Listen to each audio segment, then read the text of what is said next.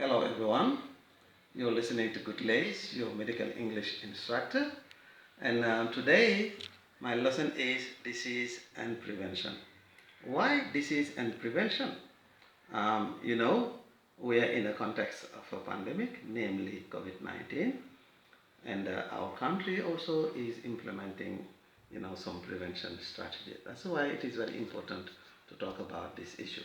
So, as you can see on the board, yes, disease and prevention. All right.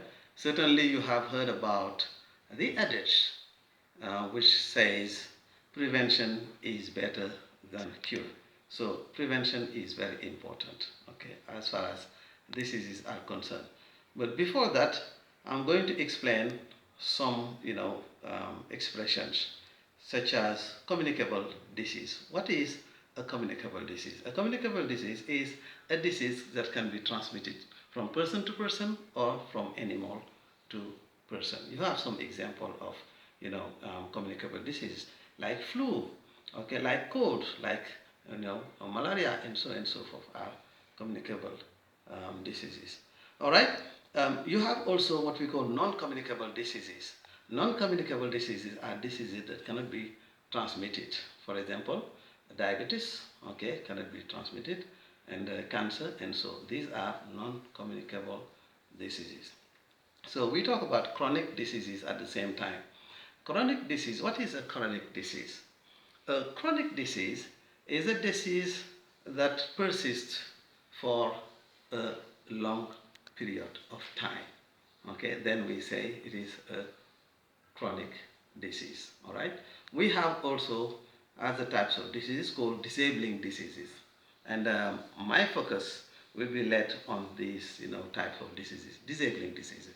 Disabling diseases are diseases that cause handicap, okay, or disability. We say disability or handicap, or we can also say disablement. All right. These are the types of diseases we have, broadly speaking. All right. Now, from this now, I will explain prevention. Why is prevention important? All right? Okay. It is important to prevent some diseases. If you don't prevent disease, it may cause death or it may cause also disability. All right? So, to avoid death or disability, we implement some what we call prevention strategy. All right? Okay. Prevention, we can do it with some diseases which are preventable.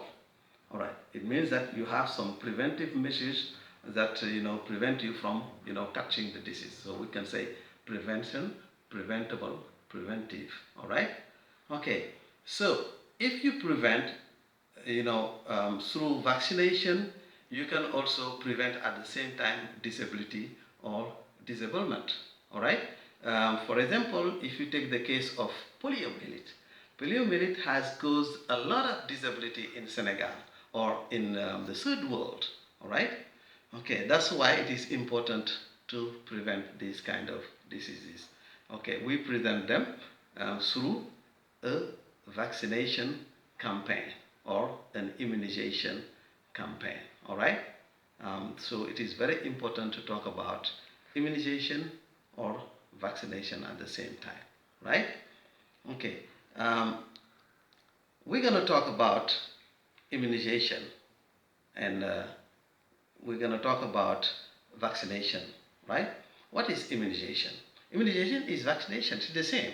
So if you implement, you launch a campaign of immunization, it can be in a large area, it can be in a medium-sized area, it can be also in a small area. But what you have to respect in this question is the cold chain. Whenever you have to do an immunization, you have to respect what we call a cold chain. A cold chain, in other words, it means a system, a good system of storage and transit. All right, storage is to keep the vaccination, and transit is to transport the vaccination.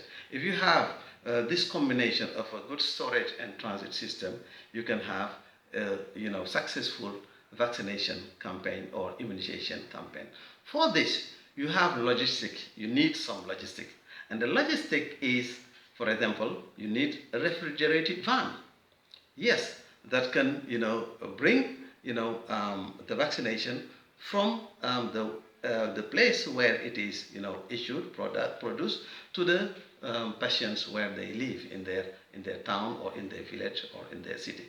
All right. After, you will need what we call insulated jugs.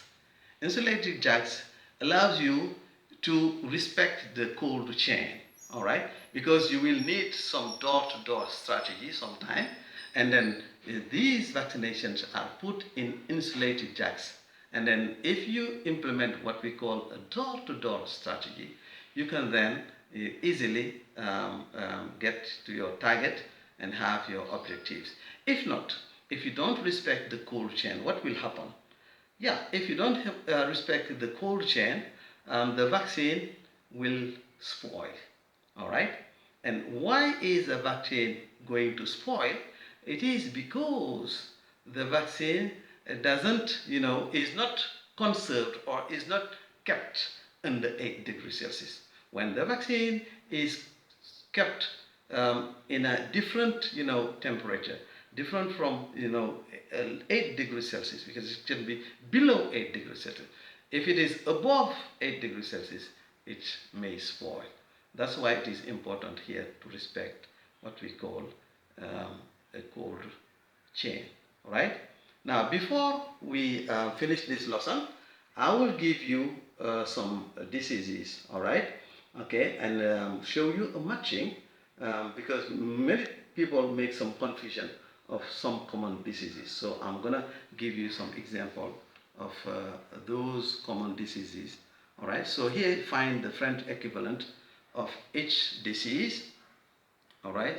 You have on my left, you have tonsillitis, malaria, low back pain, flu, high blood pressure, cold, whooping cough, measles, stroke, and chickenpox. All right. So on my right, you have the French equivalents, and try to match them appropriately. All right. I give you 1 minute. So tonsillitis will be, yes, go with angine. Angine, we say tonsillitis. Malaria for paludism. Low back pain for, yes, douleur lombaire. All right. Flu for grippe. Thank you. High blood pressure, hypertension arterielle. All right. Now cold is rhum. And whooping cough is coqueluche.